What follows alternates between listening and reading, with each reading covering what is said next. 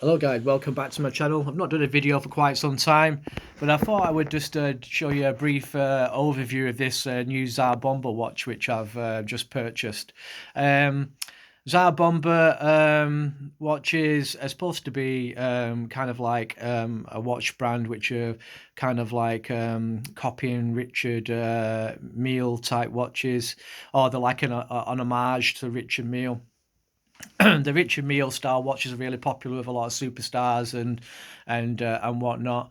They are a funny looking watch. The Richard Mille watch is more sporty looking and whatnot. If you have a look on the website, you'll see quite a few different styles and whatnot. And they've even got some carbon and ceramic type ones. But the watch I bought and purchased was this gold and blue one with a rubber strap.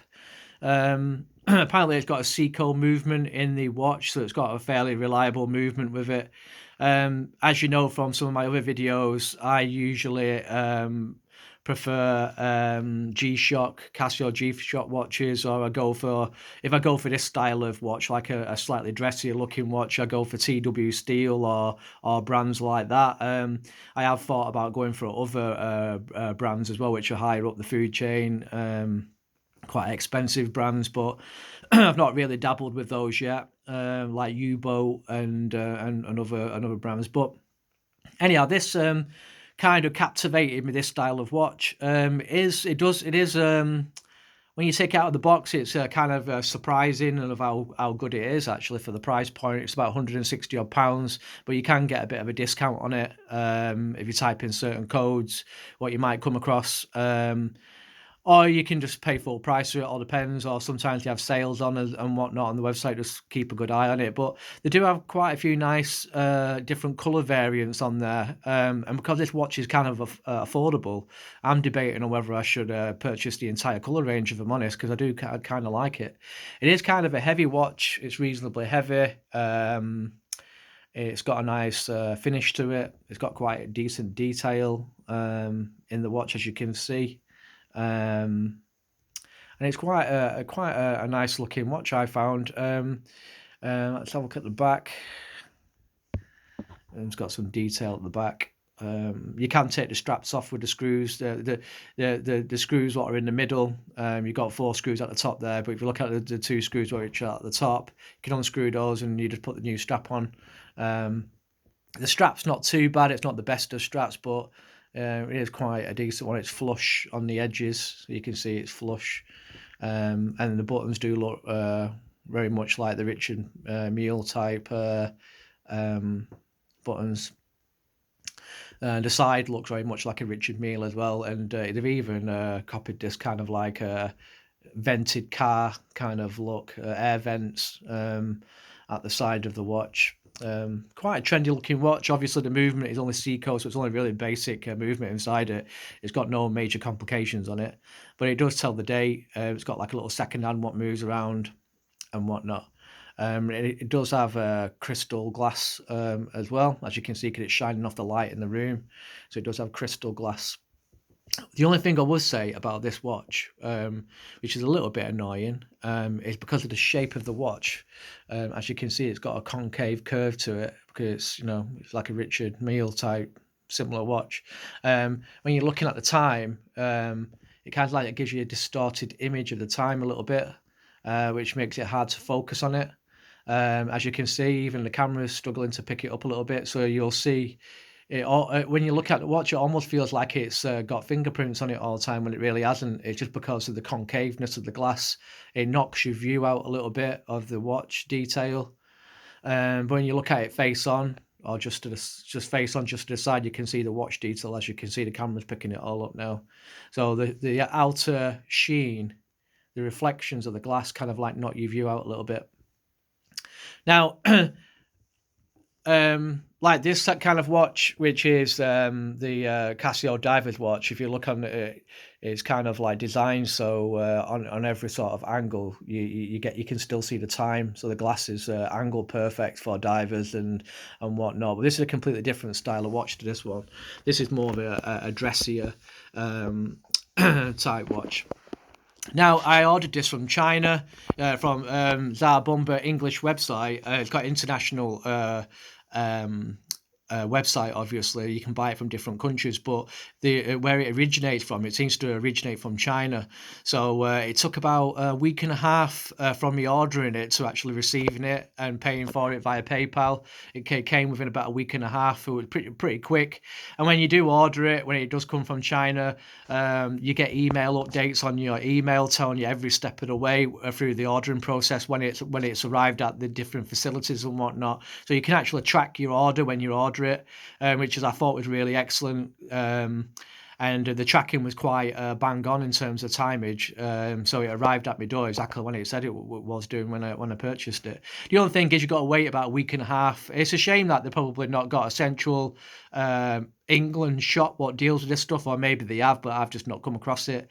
But when you order it online, it takes about a week and a half to turn up. If you order it direct from TSAR BOMBA website. Now, the boxes, the presentations are quite decent, I thought. It's kind of like a hard-edged, a really hard box with a little bit of a texture to it, with the TSAR BOMBA logo on it. Quite a solid box, what slides, a two-part box system what slides in, and it's got a decent little cushion inside, which is pretty decent, I thought. So the presentation's pretty good. I must say about when I talk about brands about like Casio, for example, all the time. When you have Casio watches, sometimes the presentation's not that great on some of the watches. On this particular watch, on the Casio Mudmaster, the old variant, which is the best variant I think at the moment until they come out of a really decent new one. This old style watch came with a really good presentation box, but when you buy watches like this one, for example, you don't get really good boxes. You just get kind of like little silver, little tin type boxes. But the reason why I've got these Casio watches in my hand at the moment, because I'm going to show you the size difference for the TSAR BOMBA watches. If you're curious about the size of this particular nice looking watch. Also, as well, when you order it from China, you got a little sleeve what goes around the box as well, which is really thin little cardboard sleeve. But the box itself is really hard. It's really solid, well made cube box with nice little material, like I said. But when it comes in like a really solid. I've never come across wrapping this thick before, but this thick, solid